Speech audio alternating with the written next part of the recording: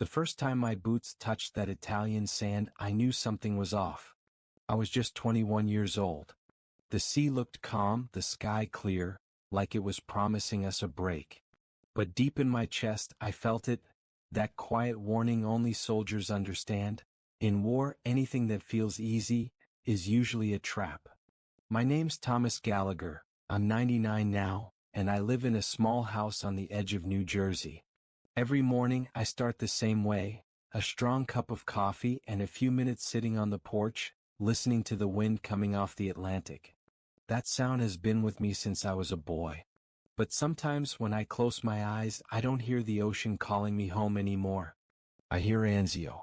There was a day, January 1944, when the sea was so still it looked like glass.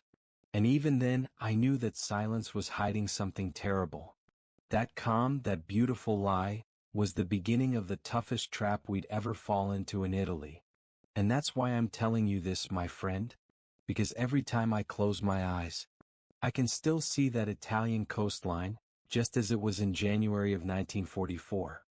When I close my eyes, I can still see that Italian shoreline, January 1944. The sea was so calm it looked like glass. The waves came in soft, whispering against our boots, like they wanted to touch us instead of drag us under. The sky had that soft winter gray that somehow quiets the heart, and the wind, cold but clean, felt almost gentle after months of smoke and gunpowder. Anyone stepping onto that beach without knowing what was coming would have sworn it was a place for rest, not for war. The hills rose softly, green even in the middle of winter. Far away, a few tile-roofed houses stood quietly, like civilian life was still untouched. For a brief, deceitful moment, we believed we were walking into a peaceful scene. I remember the guys stepping off the landing craft, some whistling, others joking nervously. One of them, a kid from Boston, looked at me and said, "If it stays this easy, we'll be in Rome by next week." He said it with such a bright smile that it hurt to look at him, because Rome felt so close, so real that we almost believed it. The water reached our knees as we waded ashore. Rifles wrapped in cloth, heavy packs on our backs, helmets bobbing with every wave.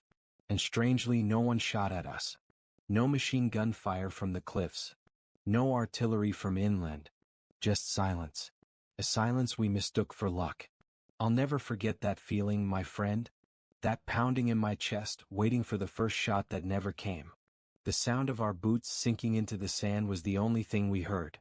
And that calm, instead of bringing peace, filled us with a new kind of fear. Because in war, anything that feels easy is usually a trap. The first men to reach the shore knelt down, scooping up handfuls of sand as if trying to make sure it was real. The air smelled of salt, damp earth, alive and fertile. So different from the burnt metal scent of France or Africa. It almost smelled like home. And yet, beneath that sweetness, something dark pulsed, unspoken but there. I remember one soldier scribbling something on a crumpled sheet of paper the moment he stepped off the boat. I asked what he was doing and he said quietly, "Writing, I'm fine, just in case I don't make it long." His voice was steady but his hands were shaking. That contrast, I only understood it years later. The calm of the sea, and the trembling of men. It's as if nature itself knew how to hold its breath before hell opened. In the reports, they'll call it the Anzio landing, just another operation. But for us, that first morning was pure confusion. We expected gunfire, blood, chaos. Instead, we found empty beaches, thick silence, and a horizon that lied to us. A horizon that promised an easy path. The cruel part was believing it. Because that quiet wasn't peace. It was the beginning of the hardest trap we'd ever walk into in Italy.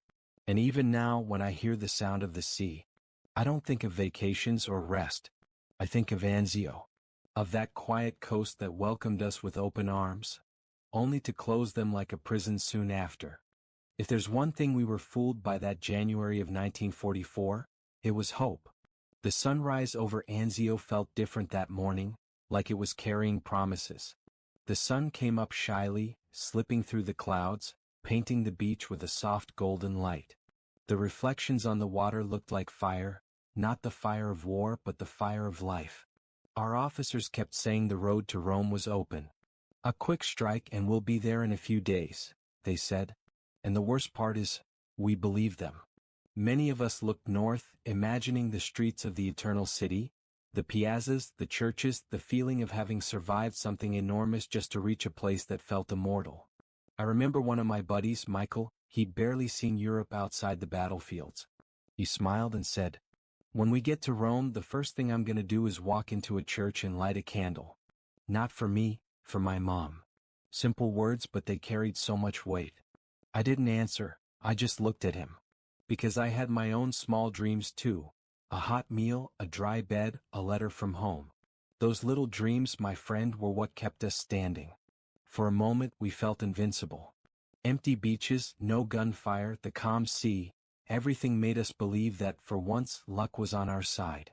That maybe, the war was giving us a break. Some guys started humming songs from back home.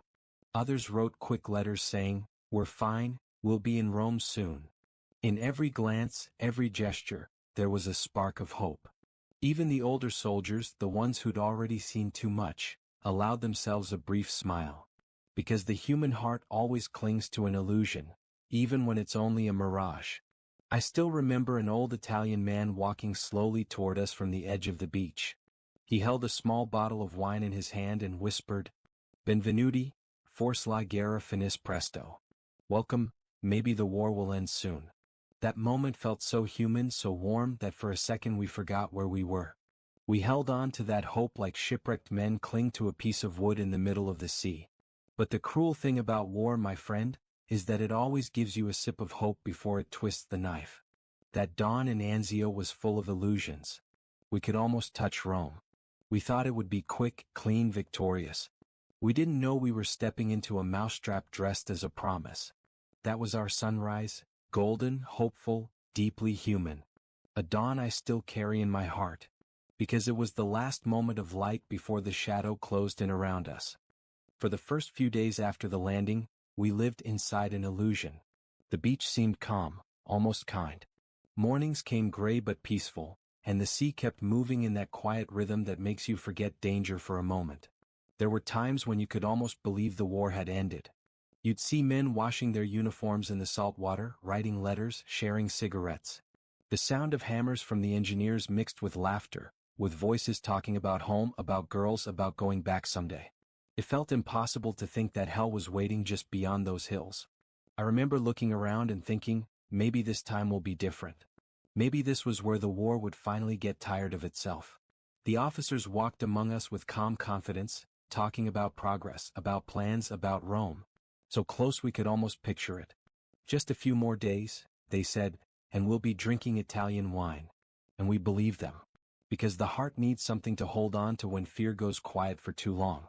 At sunset, the sky would turn copper, and the sea would glow as if the world were burning. But it wasn't fire, not yet. It was something beautiful and uneasy, like the earth itself was holding its breath.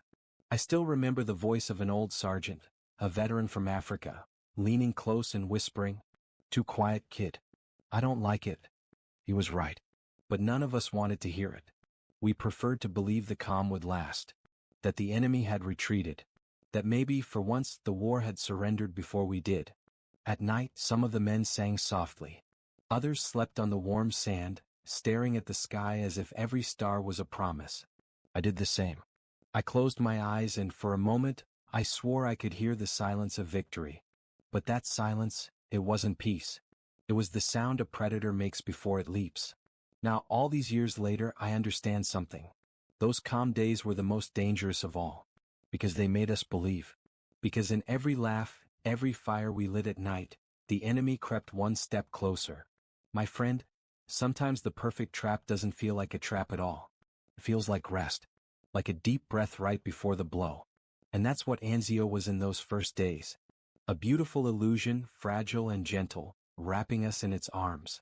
Just before it tore us apart. My friend, when the landing went so smoothly, our first thought was, let's hold the line. And we did, with everything we had. In just a few days, the beaches of Anzio turned into an improvised fortress. Deep trenches carved into the sand, stacks of sandbags, rolls of barbed wire stretched across the shore. The engineers worked around the clock, the gunners positioned their cannons toward the hills, and the medics set up 8 stations right there on the beach. It looked like a small, invincible city, a steel stronghold facing the sea. I remember some of the officers walking around with that proud look, nodding at the defenses and saying, "Nothing's getting through here." And we believed them. Tired but obedient, we let ourselves fall into that sense of safety. After all, we had the ships behind us, the heavy artillery, thousands of well-equipped men. How could we not feel safe? But, my friend, war has a cruel way of punishing confidence. While we built walls and dug trenches, we didn't realize we were building our own prison. Every shovelful of sand, every bag we stacked, was another brick in the trap the Germans were quietly setting for us. I still remember those early days. The guard rotations, the makeshift kitchens, the smell of smoke drifting up from small campfires by the sea. Some soldiers even started fishing, convinced that maybe, just maybe, the war was finally giving us a break. There were laughs again, letters going home by the handful, and more than one man wrote, "Everything's quiet here." I thought the same myself. One afternoon I lay back on the sand, watching the gray sky, and told myself, maybe this time will be different. But deep down something kept me uneasy. The silence in those hills was too thick, too deliberate. It felt like the wolves were letting us build the fence, just so they could surround it later. And that's exactly what happened. What we called a fortress was, in truth, a cage. A fortress on the beach that soon became the perfect target. On the maps, Anzio looked like a brilliant advance. But in our skin, in our hearts, it felt more and more like a dead end. The place where the sea stood at our backs. And the enemy, silent and waiting, had already closed in ahead. The calm didn't last long. One morning, just when some of us were starting to believe the war had forgotten about us on that quiet beach, we heard it. That sound. Not engines. Not boots. Something deeper. A long, low whistle slicing through the air. And then, the explosion. The ground shook beneath our feet. Sand flew everywhere, like some invisible hand had ripped pieces of the beach right out of the earth. The sandbags we'd stacked with such effort just days before disintegrated in seconds. Men hit the ground, covered in dust and blood, too stunned to understand where it was coming from. The Germans had waited, patiently, cruelly. They let us get comfortable, let us believe we owned Anzio. And then, from those hills, they unleashed hell. Shells. Mortars. Heavy guns. Every blast tore straight through the illusion of safety we'd built. I'll never forget Jack. He was heating up coffee in a small tin can when it happened. Just one of those tiny, ordinary moments that make you forget where you are for a second. Then came the blast. When the smoke cleared, there was no coffee, no Jack. Just a smoking crater in the sand where he'd been sitting. That's how fast everything changed. The air filled with screams, shouted orders, men crying for medics. The beach, that quiet, makeshift camp we'd built, became hell on earth in seconds. We ran like rats under constant fire, no cover, nowhere safe to go. The ships tried to return fire from offshore, but the enemy had the high ground, the hills, the range, the advantage. And, my friend, that was the first time I truly understood we weren't marching to Rome. Not easily. Maybe not at all. The roar of those German guns wasn't just an attack. It was a message. You're not leaving here. This is where you'll die. And even as we fought back, even as we dug deeper and screamed our defiance into the wind, something inside us shifted. That golden hope from the dawn before, it started to darken. Because that morning the Germans didn't just answer our landing. They closed the trap. Anzio had begun to show its true face. Not a gateway to Rome, but a graveyard by the sea. What came next, my friend, was the worst of it all. The moment we realized we were trapped. The Germans had closed the circle. From the hills and nearby villages, they began tightening the noose, slowly, deliberately, like wolves circling their prey. We could feel their eyes on us. Their cannons trained on every inch of our position. And with the sea at our backs, there was nowhere left to go.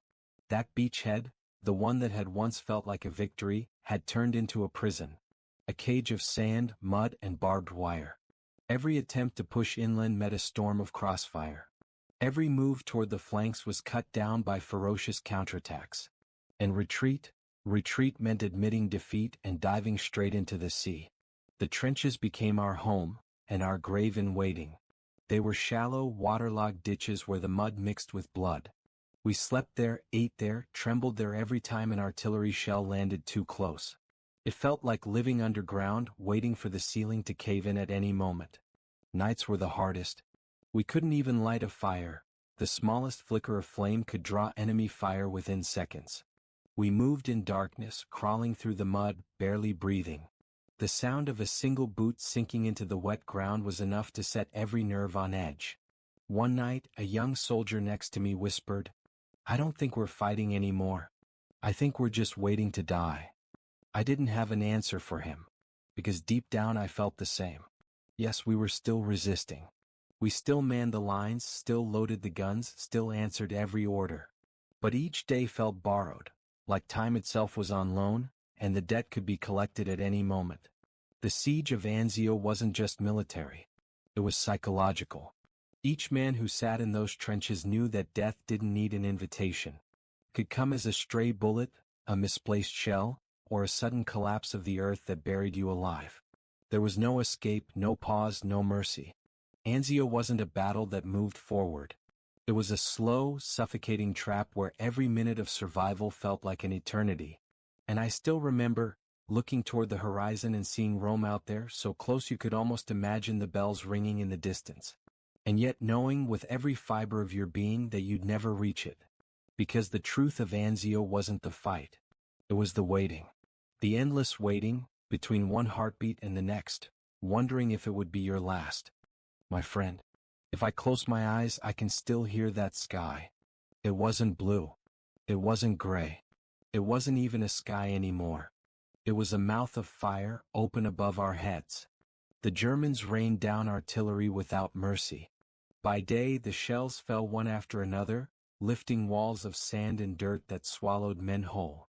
By night the heavens lit up like midday, not with sunlight but with explosions. Each flash was a man-made lightning strike, each blast a thunder that shook us to our bones. There was no safe place. No trench deep enough, no sandbag wall thick enough, no tunnel strong enough to make you feel safe. Every hit made the ground quake under our boots. It felt like the earth itself wanted to throw us out. Sleep? Impossible. Rest? A forgotten luxury. I remember one night in particular. The shelling was so intense that the ground vibrated like a drum beneath our bodies. Men prayed, shouted, clutched photographs to their chests. One of them, just a boy barely 20, grabbed my arm and said, "Promise me, if I don't make it, write to my father." Before I could answer, a shell landed so close that it buried us halfway in dirt. When I dug myself out, he was gone. No scream. No trace. Just that awful silence that follows destruction. A silence heavier than the noise itself. But the sound, my friend, the sound was the worst. It wasn't just the explosions. It was the whistle before impact. That single, endless second when you knew the shell was coming, and there was absolutely nothing you could do. That whistle still lives inside my nightmares. Sometimes, in the quietest hours of the night, I wake up thinking it's coming again.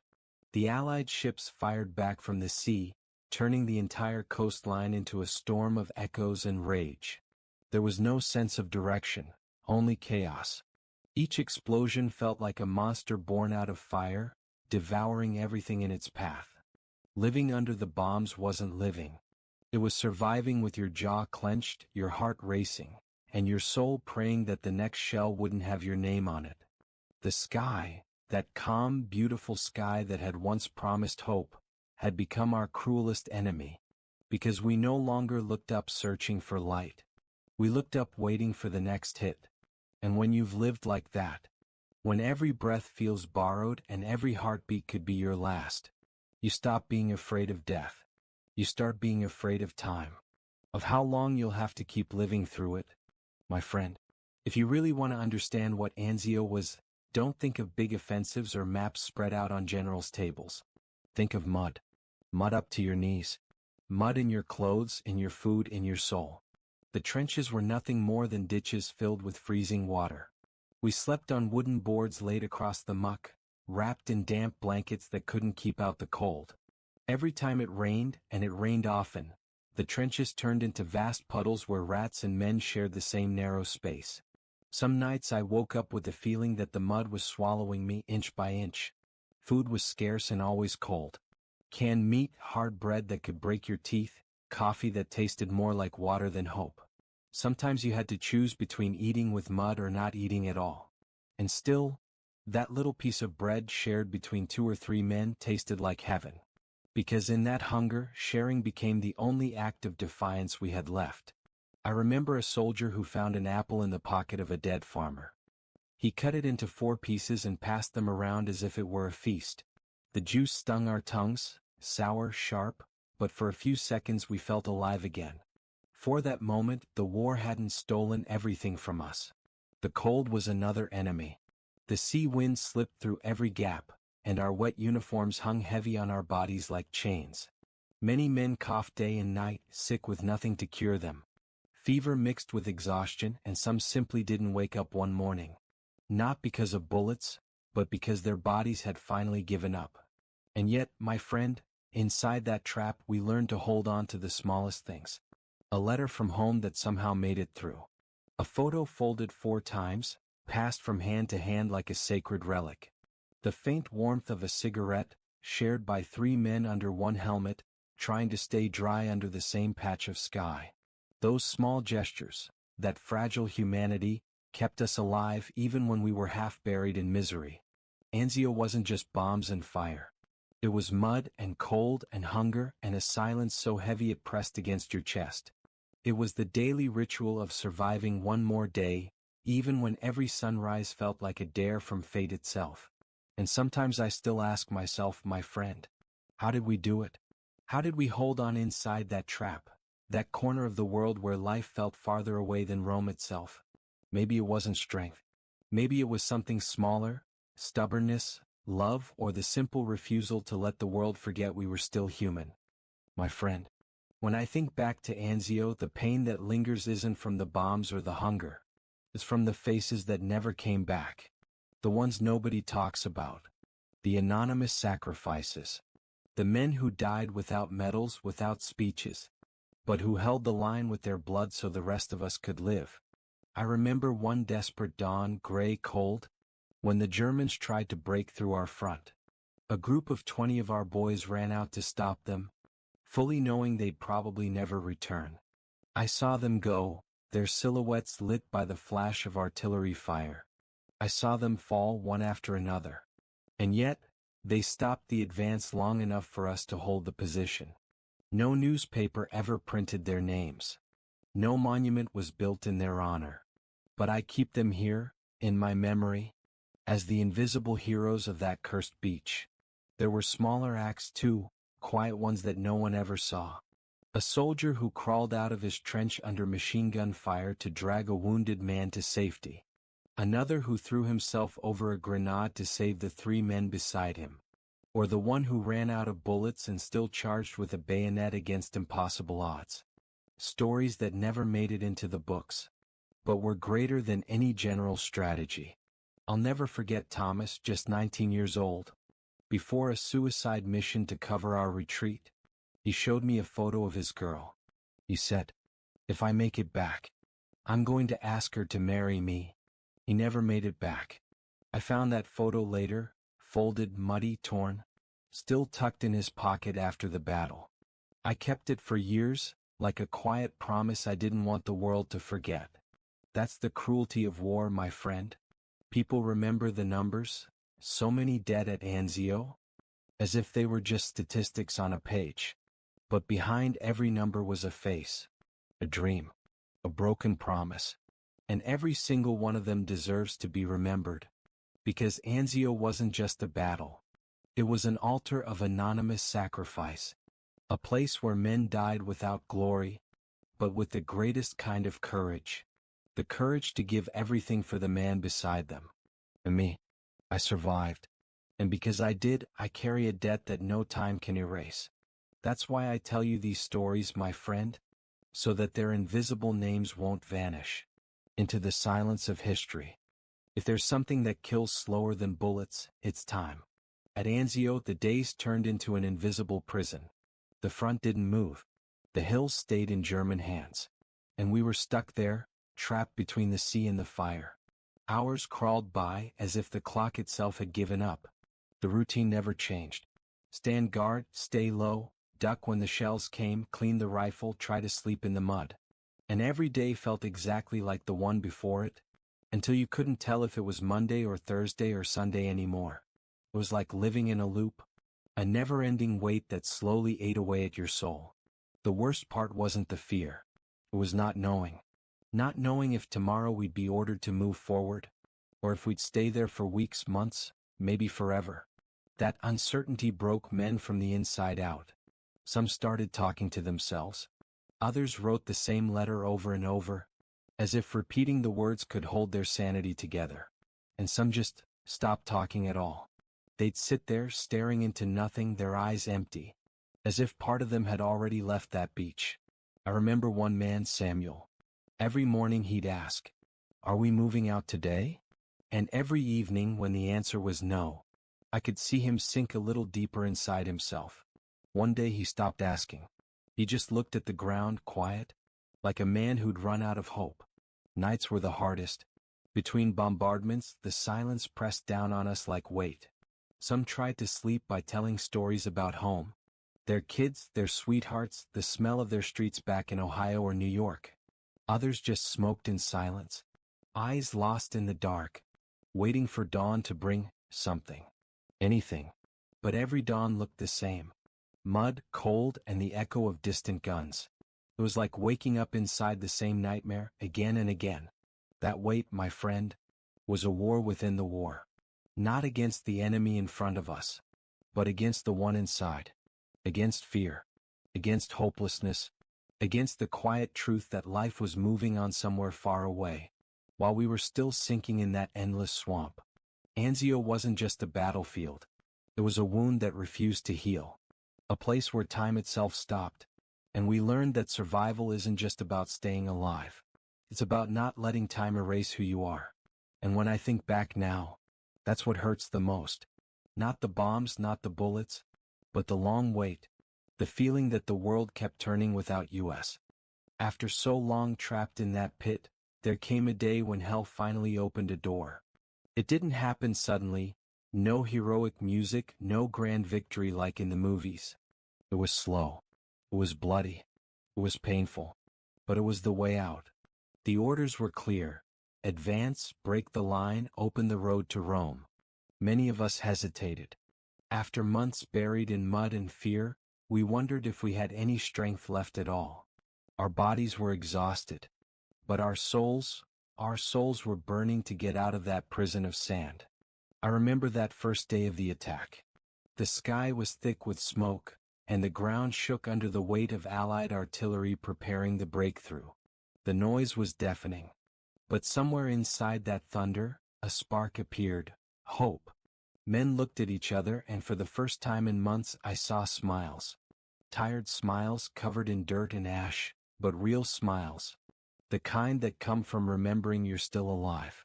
We moved forward, step by step, our hearts pounding with every stride. Bullets whistled. Shells exploded around us. But every inch gained felt like a victory carved out of hell. I saw a friend fall beside me, and somehow his fall pushed us forward even harder. It felt as if all the men who had died in the mud of Anzio were behind us, shouting, "Go. Keep moving. Don't die here." And then we broke through. The moment we crossed the German line was beyond words. It was like breathing after months of drowning. The air smelled of gunpowder, but also of freedom. A soldier next to me dropped to his knees, kissed the dry earth, and cried out, "We're alive. God damn it, we're alive." I'll never forget those tears. They weren't tears of joy alone. They were a mix of rage, relief, and grief for all the ones who didn't make it out. Because the truth is, not everyone escaped that hell. Many stayed behind in those trenches, under the mud, under the fire. Men who dreamed of Rome and never saw its walls. And that truth, that emptiness, weighed heavier than victory itself. When we finally moved inland, silence began to return. But it wasn't the same silence as before. It wasn't the silence of a trap. It was the silence of hearts learning how to breathe again. The sun shone over the Italian fields, and for a moment it almost felt like life had come back. But deep inside I knew the truth. Nothing would ever be the same.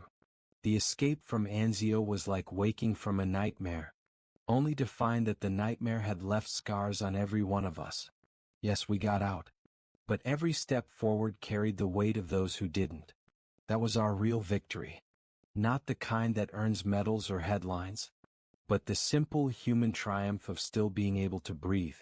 Because leaving hell behind doesn't mean you've won. It only means you've survived. And in war, my friend, even when you win, you lose too much, my friend. Now that the years have passed, I've come to understand something. Anzio wasn't a victory and it wasn't a defeat. It was a wound. A wound carved into the Italian soil, and into the hearts of the men who lived through it. The books say that landing was a step toward Rome. And yes, we reached the eternal city in the end. But the pages don't tell you what we left behind. Thousands of bodies sunk into the mud. Dreams that never woke. Letters that never reached home. You won't find that on any map. That's something only we carry, etched into our memory like scars. Anzio taught me that war isn't measured by the land you gain, but by the lives you lose. That every single yard of ground can cost 100 men. And that, in the end, what remains isn't glory, but the silence of those who never came back. I've returned to Italy over the years. I've walked those beaches again. I've seen tourists basking in the sun, children laughing, building sandcastles, where we once buried our brothers. And I thought, how fragile memory is, how easily time covers over what was once hell. The sea is still there, calm and beautiful, as if it never saw blood. But I know the truth. I carry it with me. Anzio was a trap, yes, but it was also an altar of resistance. Because even when everything was against us, the mud, the hunger, the fire, we kept breathing. We kept holding on to life. That's the real legacy of Anzio. The stubbornness of humanity standing at the edge of the abyss. My friend, as long as my voice still lives, I'll keep telling you these stories. Because the names of my comrades must not drown in silence. Because every sacrifice deserves to be remembered, not as a number on a list, but as a human heartbeat that stopped too soon. And if you ever walk along the beaches of Anzio, listen closely. Between the soft waves and the whisper of the sea breeze, you can still hear them. They don't ask for glory. They don't ask for revenge. They only ask for memory. Never forget, my friend. That is the true lesson of Anzio. My friend, this was the story of Anzio, the beach that welcomed us in silence, and ended up becoming a trap of mud, fire, and ghosts. There, young men were left behind. Promises were broken. Letters never reached home. And we learned that war isn't always about winning ground. Sometimes it's just about surviving. I saw it. I felt it on my skin. And even though the sea looks calm today, I can still hear the echo of the shells, still feel the chill of the mud in my bones. That's why I tell you this story. Because as long as someone listens, they're still alive. In memory, in voice, in the spaces between silence. And I promise you something, my friend. This won't be the last story. There will be more voices from the past. More memories of battles almost forgotten, but still beating quietly inside those of us who survived. Because every story deserves to be told, not as a number in a book, but as a human whisper that crosses through time. My friend, as long as my voice still breathes, I'll keep telling you these stories, so that we never forget. So that the echo of Anzio doesn't fade into history, but keeps resounding like an eternal reminder in the waves of the sea.